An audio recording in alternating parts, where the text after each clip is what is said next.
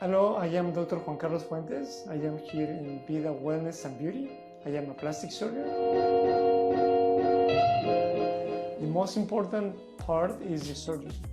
The surgeon needs to be very gentle, very delicate when they are doing the surgery. So by doing this procedure with very precise maneuvers and taking care of the bleeding during the procedure, then the bruising is going to be much less and the swelling is going to be much less.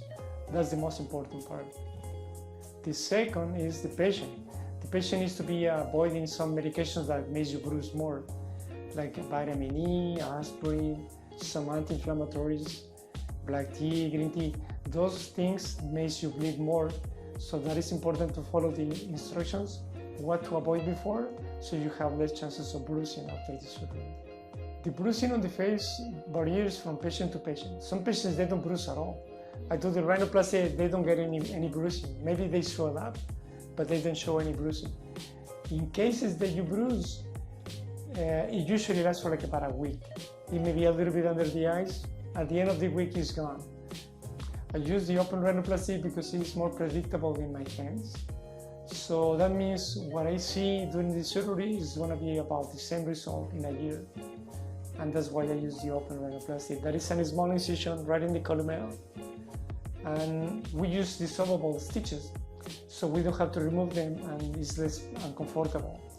Rhinoplasty is almost painless. Other than having a little swelling inside the nose and it makes it hard for you to breathe, the pain is minimal. The swelling is okay, but after the first week, it starts going down. I mean, when you fracture the bones on the nose, there are many ways to do it. One is using a chisel, and the chisel can be small, can be large. Can be from the outside, can be from the inside.